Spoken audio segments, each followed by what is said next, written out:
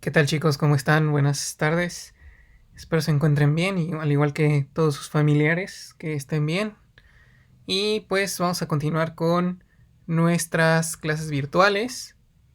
Y en esta clase vamos a hablar de lo que es entre otros temas, pero vamos a comenzar con la patología benigna de mama. ¿Sale?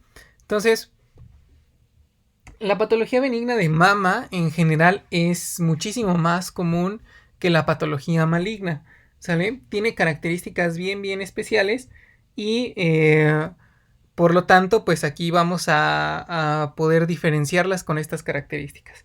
En cuanto a lo primero que vamos a ver la enfermedad fibroquística de la mama o mastopatía fibroquística también. Y esto, pues bueno, se trata de una enfermedad benigna y crónica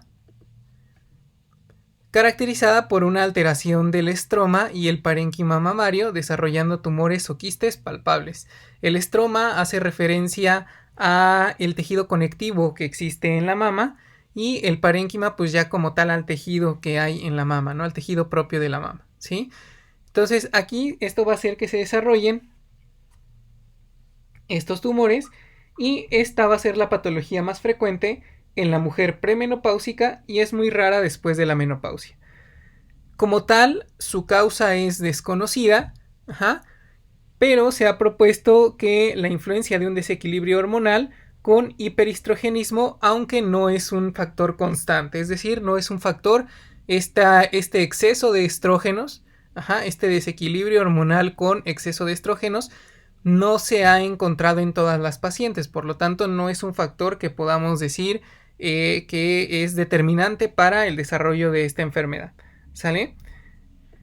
Clínicamente, pues bueno, no hay como tal un síntoma específico de la mastopatía fibroquística o de la enfermedad fibroquística de la mama. El síntoma más frecuente es el dolor mamario, que suele ser premenstrual y va a mejorar al momento de tener la regla, ¿sale? A este dolor que mejora con la regla y se presenta antes de la menstruación se le va a llamar mastodinia. Ajá. ¿Qué características va a tener? Además de eso, que es bilateral y pueden haber otros síntomas como una induración mamaria, es decir, que las mamas se pongan un poquito duras, ajá, y algunos nódulos que sean palpables en la mama, ¿sale? El embarazo y la lactancia van a producir que la mastopatía fibroquística quede, digamos, en reposo, ajá, es decir, va a disminuir con el embarazo. En cuanto a su clasificación, vamos a tener que esta se va a usar para determinar el riesgo de degeneración a cáncer de mama y se valora la existencia de proliferación del componente, en este caso del epitelio, es decir, de las células que recubren ese tejido mamario, es lo que vamos a evaluar. Ajá. También se evalúa si hay atipia o no en esas células, es decir, qué tan deformadas están, y se van a distinguir tres tipos. La no proliferativa, que es el 68% de los casos, la proliferativa, que abarca el 26% de los casos, y la proliferativa con atipia, que es el 4% de los casos. Aquí en este caso de esta mastopatía, pues prácticamente los cambios que se producen no se relacionan con un aumento en la incidencia de cáncer de mama. Ajá. El riesgo de cáncer va a estar, digamos, moderadamente aumentado en los tipos proliferativos con atipia, que son la hiperplasia ductal atípica y la hiperplasia lobulillar atípica. ¿Sale? Ok.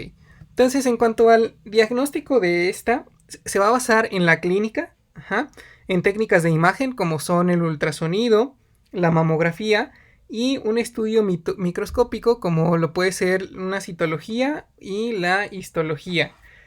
En la clínica, pues bueno, ya lo vimos, ¿no? El dolor va a ser palpable. Ahorita vamos a ver qué características van a tener cada uno de esta mastopatía fibroquística. Uh-huh. Y pues bueno, se puede realizar en cuanto a las biopsias o en las toma de muestras, las punciones, se eh, se puede realizar con aguja con punción aspiración, pero pues realmente nada más en las formas nodular quística, ¿no? Todo lo demás pues realmente no requiere mayor problema más que vigilancia, ¿sale? En general, el tratamiento, pues realmente no hay un tratamiento específico, no requiere tratamiento, únicamente se le debe explicar a la paciente que es un proceso benigno y que pues no hay de qué preocuparse. Se pueden utilizar algunos tratamientos hormonales en la segunda fase del ciclo para compensar el hiperestrogenismo, ¿sale? Pero realmente como tal, pues nada más eso, no hay un tratamiento específico para esto.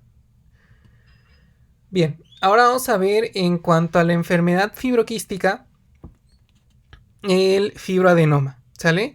Entonces, el fibroadenoma es el tumor benigno más frecuente de la mama. Este va a estar formado por la proliferación de elementos epiteliales y mesenquimatosos bien diferenciados. ¿Qué quiere decir? O sea, tanto el epitelio como el tejido conectivo va a tener aquí una proliferación. Va a predominar su carácter fibroso frente al glandular, es decir, la mayor parte de las células que contenga o de las fibras que tenga este fibroadenoma van a ser de tejido conectivo, van a ser células no funcionales, es decir, no van a tener alguna secreción. Y esto es como está compuesto, ¿sale? Es pseudoencapsulado, bien delimitado del tejido mamario que lo rodea, es móvil, esférico, puede ser ovoide también y puede llegar a tener varios lóbulos. En algunas ocasiones, por ejemplo en un 10 a 15%, es posible que pueda aparecer en ambas mamas, o ser numeroso, ¿sale? Entonces eso también nada más para tenerlo en cuenta. Y es un tumor estrógeno dependiente, ¿sale? Por lo que esto va a hacer que aumente el tamaño con la toma de anticonceptivos orales. Durante la gestación también va a aumentar su tamaño y en la lactancia e incluso en la terapia hormonal sustitutiva, ¿sale? Su mayor incidencia pues es entre los 15 a los 35 años. En cuanto al diagnóstico, se va a basar fundamentalmente en la clínica, es decir, cómo lo vamos a palpar, esta protuberancia bien delimitada en la mama, móvil, esférica, multilobulada en ocasiones, ¿sale? Y realmente pues nada más el diagnóstico clínico nos va a dar la confirmación, el diagnóstico por ultrasonido nos va a dar la confirmación de que es una patología benigna, ¿sale?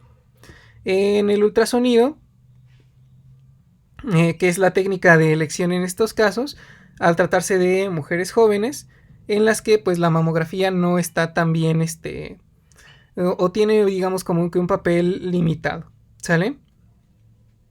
Entonces va a tener una fórmula de nódulo sólido, regular, de bordes bien delimitados, con borde hiperecoico. Es decir, que ese borde que tiene este fibroadenoma se va a ver bien delimitado en el ultrasonido. En la mamografía, si le hiciéramos, aunque no es lo más recomendable, pero si le hiciéramos, veríamos como pequeños puntos en palomitas de maíz, ¿sale? ¿Cuándo se va a recomendar? En cuanto al tratamiento, pues igual es únicamente vigilancia, pero ¿cuándo se va a recomendar la extirpación? Se va a recomendar en los siguientes casos: cuando el tamaño sea superior a 2 centímetros, cuando tenga un crecimiento muy rápido, o si produce dolor en pacientes mayores de 35 años, o incluso aunque sean menores, si a esta paciente le genera dolor, entonces sí vamos a tener ahí que quitar, ¿sale? Si le genera alguna molestia que interfiera con las actividades cotidianas de mi paciente, entonces sí hay que quitarlo, ¿sale? Entonces ese es el fibroadenoma. Muy bien, entonces también dentro de esta enfermedad fibroquística de la mama vamos a tener también otras patologías. Otros tumores, por ejemplo el papiloma intraductal, que hace referencia a la proliferación de las células, pero de las que se encuentran en los conductos que llevan la leche hacia el pezón, que en este caso serían los conductos galactóforos. Estas células, tanto como de las células que revisten esos conductos, y se van a encontrar sobre un eje, se le llama fibrovascular, pero hace referencia a que va a ser de tejido conectivo con vasos sanguíneos. Ajá. Es decir, toda esa proliferación va a estar nutrida por esos vasos sanguíneos y sostenida por este tejido conectivo. También podemos tener otro tipo, por ejemplo, como sería el adenoma, y este va a constituir un tumor bien delimitado, compuesto por elementos epiteliales bien diferenciados y que tiene poco tejido conectivo. Ajá. A diferencia, por ejemplo, del fibroadenoma que veíamos, que si era más tejido conectivo, acá no tanto, ¿sí? No es frecuente y va a afectar sobre todo a mujeres jóvenes. El tratamiento de estos adenomas es quirúrgico y consiste pues prácticamente en quitar toda la lesión. Ahora, en el papiloma intraductal podemos tener de dos tipos. El papiloma solitario, que va a afectar a los conductos principales, es decir, se van a encontrar a 1 a 2 centímetros del pezón, van a aparecer en mujeres premenopáusicas y cursa con telorrea. Telorrea es secreción del pezón y esta telorrea va a ser cero sanguinolenta, ¿sale? Es decir, va a tener como un poquito de sangre y como un líquido amarillo, ¿sale? Y es espontánea, ajá. Como tal, no va a haber un tumor palpable y es la causa más frecuente de telorrea. Podemos tener también otro que se llama papilomatosis múltiple, ajá. No confundir con virus del papiloma humano, esta es otra cosa, ¿sale? En este caso, la papilomatosis múltiple va a afectar a varios conductos y se va a originar en las unidades lobulillares terminales. Ajá. A menudo se va a asociar a hiperplasia epitelial atípica, aparece en mujeres más jóvenes que el papiloma solitario y no es tan habitual encontrar telorrea asociada. El tratamiento igual es quitar toda la lesión, en ambos casos. Y aquí sí hay que dejar una zona amplia de resección quirúrgica, es decir, de donde está el tumor no únicamente vamos a sacar el tumor, sino vamos a sacar un poquito más de células, ya que hemos visto que más o menos hasta un 40% de los pacientes pueden llegar a presentar cáncer de mama debido a este papiloma intraductal, ¿sale? Ok. Vamos a ver otro, el quiste mamario. Estos son muy frecuentes, se suelen presentar en el contexto de la mastopatía fibroquística y la máxima incidencia se va a dar entre los 40 y los 50 años. Habitualmente son tumoraciones que no duelen y en la palpación vamos a tener una forma redondeada, lisa, móvil, no adherida, sensible a la presión y puede notarse algo que se llama fluctuación, es decir, que nosotros lo apretamos y como si se moviera, digamos, por un poco por dentro ese tejido. En cuanto al diagnóstico, pues se va a hacer mediante ultrasonido y el ultrasonido nos va a reportar nódulos anecogénicos. ¿Qué quiere decir anecogénicos? Es decir, que se van a ver completamente negros en el ultrasonido, bien delimitados. Hagan de cuenta que va a ser como un círculo negro que se ve ahí en la mama, bien delimitados y que van a tener una morfología regular. Y por último vamos a tener algo que se llama ectasia ductal. La ectasia ductal suele aparecer en mujeres perimenopáusicas y menopáusicas, más frecuentemente en fumadoras y se caracteriza por la dilatación de los ductos subareolares principales, dando lugar a una secreción por el pezón que si se infecta, aquí sí se puede crear un absceso y puede hacer una fístula a la piel. La fístula hace referencia a la comunicación entre dos partes únicamente. Entonces, este absceso va a ser una fístula hacia la piel y también el tratamiento es quirúrgico, ¿sale? Entonces, hasta aquí todo esto vendría siendo la patología benigna de mama, ¿sale? Recuerden que la telorrea o secreción por el pezón es un signo importante, y sobre todo en ese hay que analizar si es unilateral o bilateral y el aspecto que presenta. Además, es necesaria la realización de una toma de una muestra o una citología de la secreción Y la telorrea unilateral, recuerden que puede ser debida a ectasia ductal o también aquí podemos tener ya carcinoma ductal. Papiloma intraductal o quistes solitarios también. La secreción bilateral fundamentalmente hará pensar en trastornos funcionales, fisiológicos o farmacológicos. ¿Sale? Entonces, tener bien en cuenta eso. Si tenemos que es algo unilateral, entonces podríamos estar hablando de que quizá haya alguna de estas patologías que hemos visto o alguna patología maligna incluso, y si es bilateral también nos deberíamos orientar más hacia pensar que es algún problema hormonal.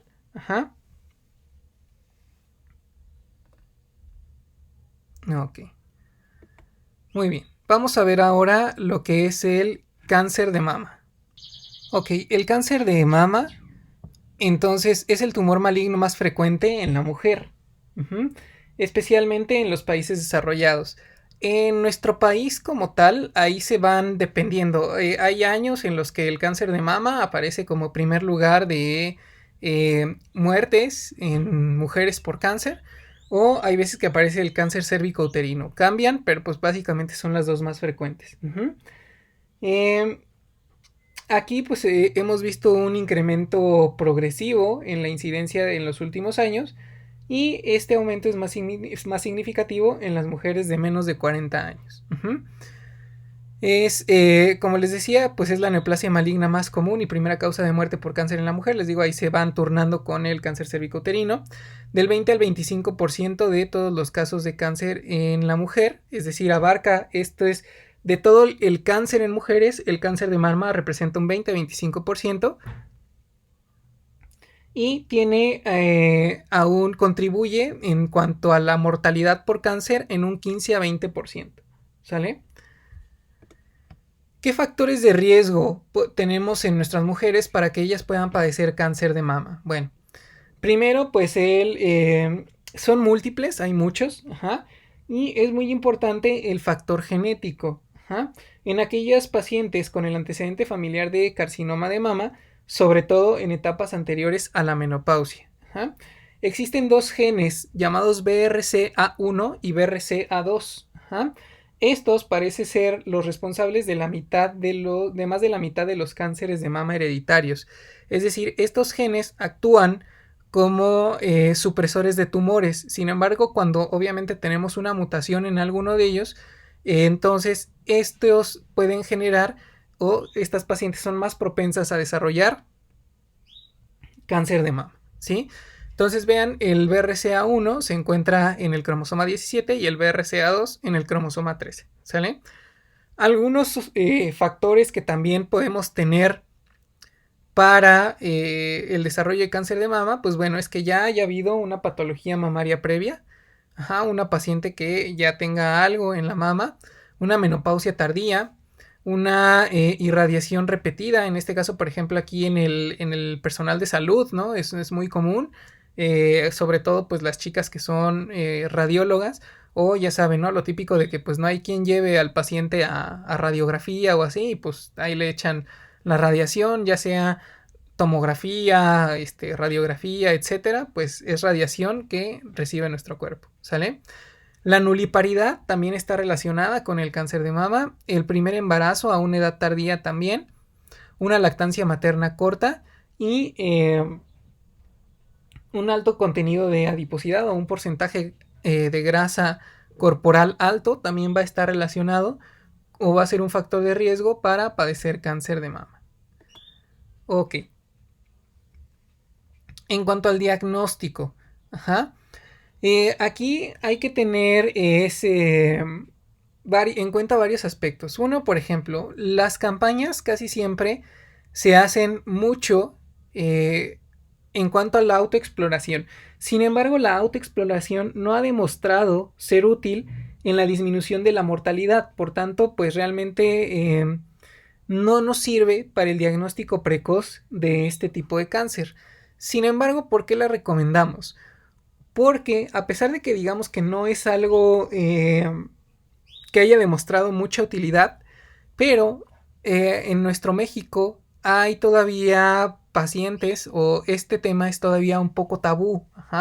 Entonces, como que decirle a una comunidad en la cual hacemos nuestro servicio social, por ejemplo, que a las mujeres que tienen que explorarse, que tienen que tocarse, todo eso, pues sí es como un tema tabú y que a lo mejor a ellas les cuesta un poco de trabajo.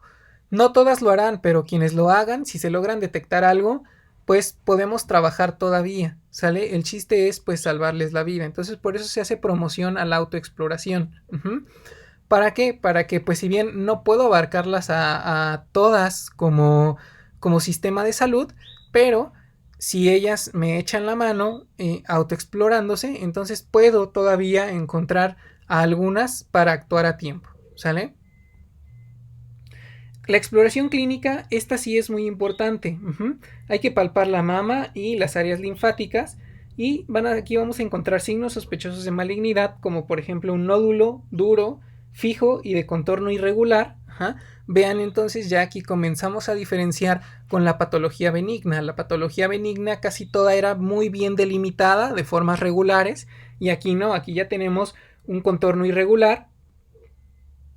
Aquí vamos a tener algo que se llama retracción de la piel o del pezón y la secreción va a ser también sanguinolenta y unilateral y la presencia de adenopatías. Las adenopatías van a ser los ganglios, en este caso tanto la cadena subclavicular como la cadena axilar van a estar afectadas. Y les digo, van a ser del lado que encontremos la mama afectada, de ese lado van a estar alteradas también las cadenas linfáticas, ¿sale? Bien, actualmente la mamografía es el método, digamos, el estándar de oro para el diagnóstico más precoz del cáncer de mama, ¿sí? Se consideran signos mamográficos de posible malignidad, pues los que tenemos ahí, las microcalcificaciones, que pueden ser más de 5, ya sea que estén lineales, ramificadas, en una distribución segmentada, simétricas, ¿sale? Estas microcalcificaciones son el signo sospechoso de malignidad que aparece con más prontitud en la mamografía. También vamos a tener, por ejemplo, la presencia de un nódulo denso, espiculado, es decir, así como con espinitas, de bordes imprecisos, con retracción de la piel o con edema cutáneo. Este edema se va a deber al bloqueo de los ganglios linfáticos y por lo tanto esto va a ocasionar este edema, ¿sí? Este hallazgo, pues bueno, es observado más precozmente que la exploración clínica y cuya manifestación típica pues es la piel de naranja, ¿sale? La pérdida de la arquitectura y desestructuración del tejido mamario como tal, que lo podemos ver ahí en la mamografía, y existe otras cosas que se llaman densidades focales asimétricas, es decir, en ambas mamas vamos a encontrar que en unas tienen tejido más denso que en la otra de manera comparativa. Recuerden que aquí siempre exploramos de manera comparativa. Bien, entonces vean ahí, por ejemplo, la imagen es la manera, digamos, recomendable, ¿no? De cómo realizar o de cómo se le debe de instruir al paciente para que realice una exploración mamaria. Todo esto con la finalidad de que también, por ejemplo, si ustedes pudieran hacer como ciertas dinámicas en el consultorio con su paciente, por ejemplo, poner en alguna bolsita o en algún cojincito una canica por dentro y entrenar al paciente para que tocando ese cojincito sea capaz de distinguir la canica. Entonces, poco a poco, esas son estrategias que podemos ir utilizando para que nuestros pacientes, no solo nuestros pacientes, sino también nuestros familiares, ¿no?, puedan ir detectando si existe algún problema en sus mamas. Muy bien. Entonces, la mamografía no es que la andemos haciendo también así a diestra y siniestra, tiene unas indicaciones. Entonces, en las mujeres asintomáticas, es decir, que no hayan tenido patología mamaria previa, que no tengan ningún problema, se va a realizar de los 40 a los 69 años cada 2 años, ¿sale? O sea, cada 2 años hay que realizarse una mastografía, o mamografía, ¿sí? En los casos que se sospeche cáncer de mama hereditario, o personas con las mutaciones BRCA1 o BRCA2, dos o más familiares de primer grado afectados por cáncer de mama, también es indicativo de que se realice la mamografía. Que haya una historia familiar de cáncer de mama en más de una generación, o que haya algún varón en la familia afectado por cáncer de mama, ¿sí? No es una enfermedad exclusiva de mujeres, también a los varones puede pasar que tengan cáncer de mama. Entonces a esta paciente o a estas pacientes con estos antecedentes se les puede realizar a partir de los 25 años. No está recomendado hacerlo antes, pero a partir de los 25 años, en algunos casos, por ejemplo, los estadounidenses ya dicen que pues incluso cada año, a partir de los 25 años, si hay alguno de estos antecedentes, e incluso a las pacientes de 40 a 69 años, hasta cada año también se las están realizando, pero bueno, ¿no? Ahí ya todavía nosotros la hacemos cada 2 años y a partir de los 25 años si existiera alguno de estos factores de riesgo, ¿sí? Ok. Vean, por ejemplo, entonces, una vez que nos reportan, no es necesario que se aprendan esta clasificación, es únicamente para que la vean y la tengan en cuenta y sepan qué significa cuando ustedes les entreguen una mamografía, ¿sí? La escala o la evaluación de la mamografía, así como el seguimiento a realizar, se basa en el sistema internacional BIRATS, que es el que tenemos ahí en el cuadrito, y que va a clasificar los hallazgos en los grupos que vemos ahí. Vean, por ejemplo, en la categoría 0 o incompleto, vean, se necesita evaluación adicional de imagen y o mastografías previas para comparar. O sea, realmente es una mastografía que tiene una buena técnica, pero que no nos brinda ninguna información, ¿sale? Realmente no hay ninguna posibilidad de cáncer, únicamente si hay algún estudio previo, tratar de compararlo, si no, pues no pasa nada, ¿sale? Vean el 1, negativo, El manejo es una mastografía de rutina, y no tiene ninguna probabilidad de volverse maligno. Vean la categoría 2, benigno, mastografía de screening de rutina, igual 0% de malignidad. Y vean aquí la categoría 3, probablemente benigno, Entonces aquí se realiza una intervención temprana a los 6 meses y se hace seguimiento con mastografía, 0 a 2% de malignidad. Ojo aquí, del 0 al 3, yo tengo que mantener a mi paciente bajo vigilancia, es decir, no la tengo que mandar ni a tomar biopsia ni nada, todavía no, únicamente en vigilancia, ¿sale? Le voy a hacer vigilancia para ver que no crezca ese tumor, que no le den molestias a mi paciente, que se quede estático, que no haya telorrea, que no haya piel de naranja, etcétera, ¿sale? Entonces de BIRATS 3 hacia abajo, es decir 2, 1 y 0, vigilancia, ¿sale? Ya por ejemplo en el 3 pues ya la haríamos en 6 meses y ya con eso tendríamos también vigilada a mi paciente.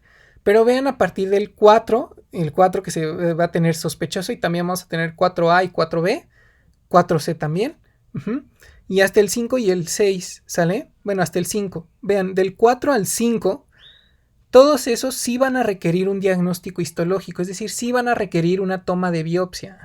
Vean en la última columna la posibilidad o la probabilidad, mejor dicho, de malignización o de malignidad que existe cuando detectamos un BIRATS 4, 4A, 4B, 4C, ¿sale?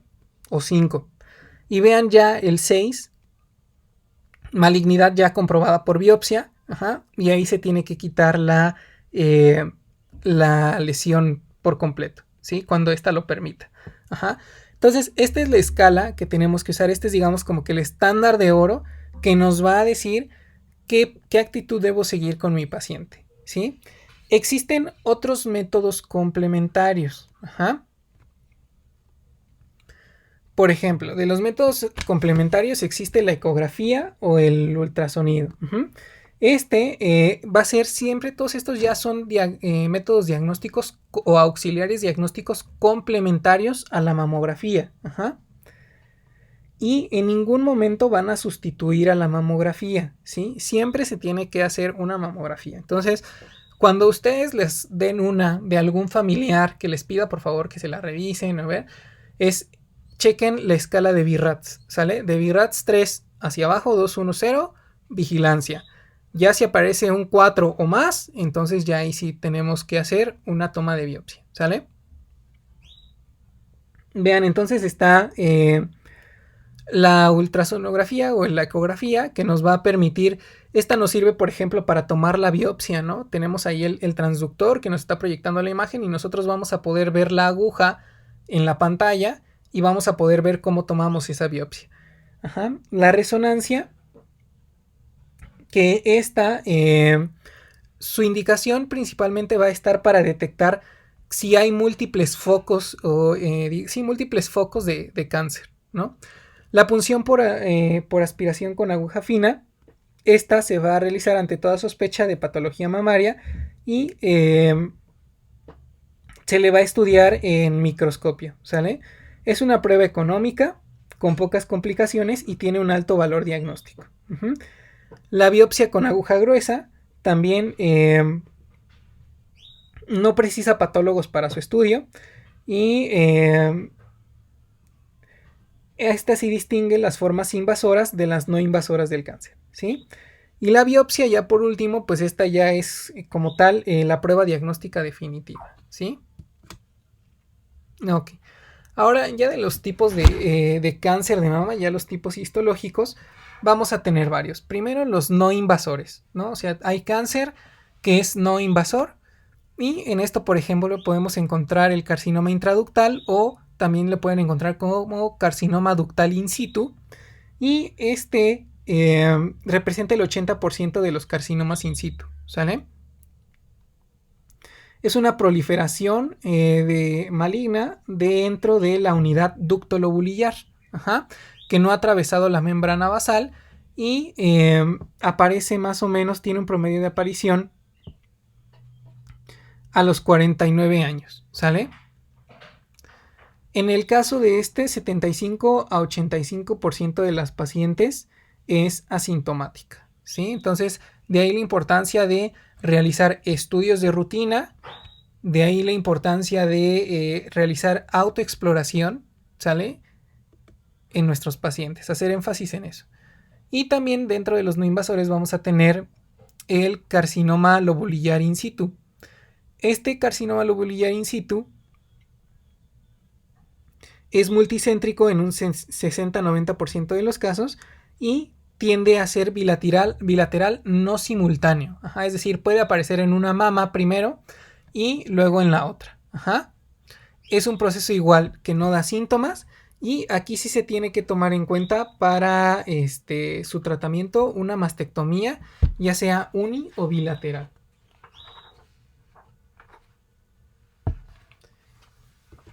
Ok, entonces, ¿qué me va a determinar, digamos, como cierto grado de malignidad de este cáncer? Uno, vean, el grado histológico. Vean, por ejemplo, el grado 1 es bien diferenciado. En todos los en todos los tipos de cáncer que tenemos en nuestro cuerpo, entre menos diferenciado esté el cáncer, tiene un peor pronóstico. O sea, si esas células son muy parecidas, sí tienen un crecimiento, pero todavía les logramos identificar un núcleo, una buena formación muy parecida a la de los conductos, a los de los conductillos galactóforos, etcétera. Es un cáncer bien diferenciado y representa un mejor pronóstico, a diferencia de si son células que únicamente están creciendo, que a lo mejor no tienen, digamos, como forma ni nada por el estilo que bien identificable. Entonces, eso sí representa un cáncer mal diferenciado y eso es un factor de mal pronóstico, ¿sale? Okay. En cuanto a los tumores invasores, aquí tenemos varios, ¿no? El cáncer canalicular invasor o cáncer ductal infiltrante, este va a ser el más frecuente y va a ser de 70-80% de los casos. No nos vamos a meter así tan profundo con cada uno de los tipos porque pues es entrar en histología, patología y realmente todo eso, entonces no es función de la clase, ¿sí? ¿Cómo se va a diseminar el cáncer pulmonar? La vía de diseminación, la más común y la más frecuente en el cáncer de mama es la vía linfática, es decir, una célula viaja a través de los conductos linfáticos y llega a otro punto. Los grupos más frecuentemente afectados son los grupos axilares del lado de donde está el tumor, así como lo vemos ahí en la imagen. Y sobre todo si el tumor está en un cuadrante externo. Los de la cadena mamaria interna si el tumor está en un cuadrante interno. Y en tercer lugar, los supraclaviculares. El tamaño del tumor primario está directamente relacionado con el porcentaje de metástasis ganglionares. Es decir, entre más grande sea el tumor, pues más probabilidad hay que estén afectados los ganglios. Ok. Y también puede haber otro tipo de diseminación, que en este caso sería la metástasis como tal. Y esta, el principal lugar a donde van a hacer metástasis el cáncer de mama en un 63% es hacia el pulmón, ¿sale? Entonces también lo podemos encontrar afectado ahí los pulmones, ¿sí? Ok. Entonces, dentro de los factores de mal pronóstico, es decir, ¿qué va a hacer que mi paciente le vaya bastante mal o tenga un peor pronóstico? Va a ser el número de ganglios afectados. Entre más ganglios haya, peor pronóstico tiene.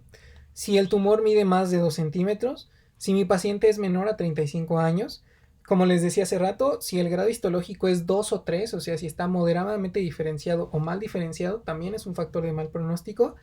Y si este tumor tiene actividad aumentada de la angiogénesis. La angiogénesis hace referencia a la producción de vasos sanguíneos. Entonces, entre más vasos sanguíneos tenga ese tumor, pues más probabilidades tiene de crecer, ¿sale? Entonces se va a extender más y por lo tanto pues es más agresivo, ¿sí? Entonces esos son factores de mal pronóstico. Existen más, pero esos digamos son como los más representativos. Ok, entonces hasta ahí cáncer de mama. Vamos a hablar ahora de lo que es endometriosis. La endometriosis pues no es nada más que la presencia y proliferación del tejido endometrial fuera de la cavidad uterina. Recordemos que el útero está revestido por este tejido y este tejido puede pues migrar hacia otros lados. Vean ahí la imagen, ¿no? Cómo está se puede encontrar en las trompas, en los ovarios, en los ligamentos, también se puede encontrar ahí ese tejido endometrial, ¿sale? Es muy común, sobre todo, se presenta más en pacientes en edad fértil, y sobre todo también pacientes que tengan ciclos cortos, es decir, que cada menstruación sea en un periodo menor a 27 días y con un sangrado que sea muy abundante y que dure más de 7 días, ¿sale? Como factor de riesgo también se ha asociado el tabaquismo, ¿sale? Para padecer endometriosis. ¿Dónde se localizan frecuentemente? Pues bueno, la principal localización, la más frecuente, va a ser en el ovario. Vean ahí la imagen, cómo tenemos ahí los ovarios con su endometrio. También los podemos encontrar en los ligamentos uterosacros, en la fosa ovárica peritoneal, en el fondo de saco de Douglas y en el tabique recto vaginal, ¿sale? Pero la localización más frecuente es la del ovario. Clínicamente, ¿cómo se va a presentar? Bueno, aquí el signo característico va a ser el dolor, ¿sale? Que puede ser de intensidad variable, que puede estar localizado en pelvis y se presenta como dismenorrea, es decir, dolor durante la menstruación progresiva que no cede a la toma de anticonceptivos orales, y también puede haber dispareunia. También puede haber alteraciones menstruales, como que la menarquia haya estado adelantada, los ciclos cortos y abundantes, como les comentaba hace rato, y que la menstruación sea dolorosa.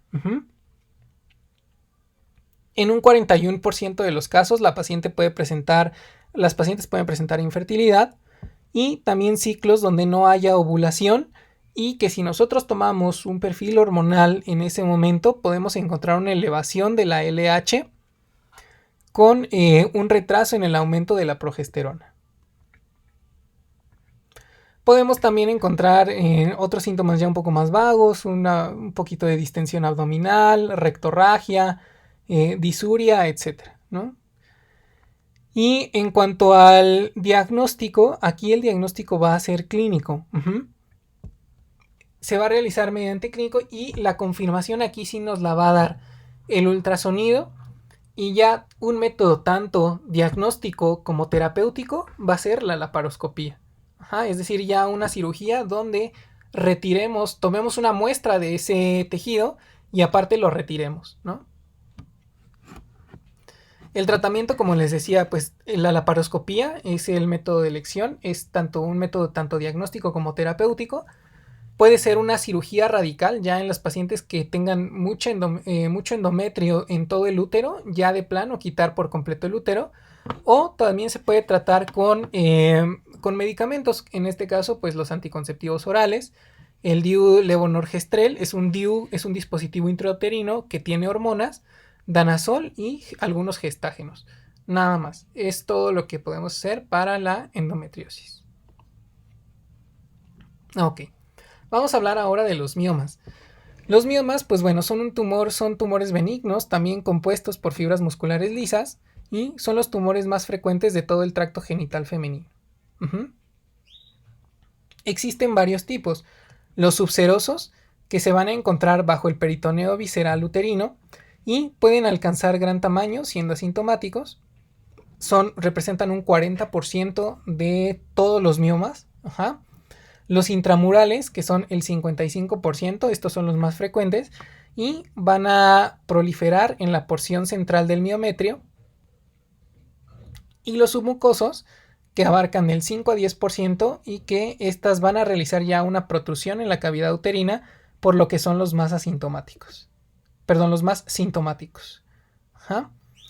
Ahora, estos miomas pueden experimentar cambios degenerativos.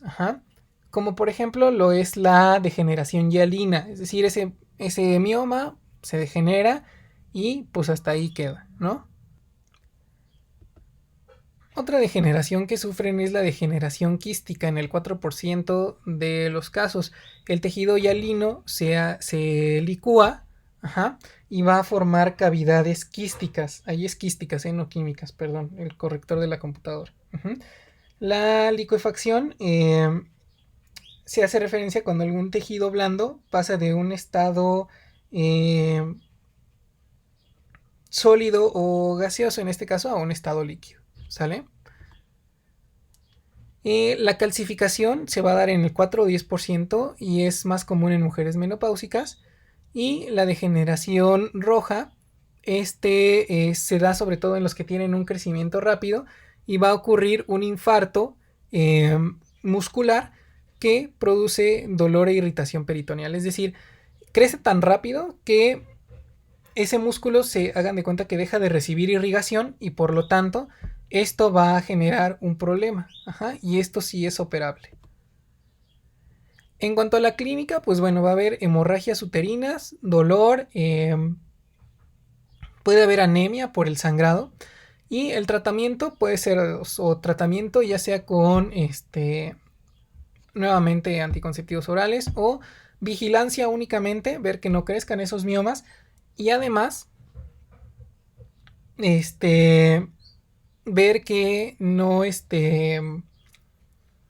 ver que si están ya afectando mucho el útero, pues se tenga que hacer una cirugía, ¿sale?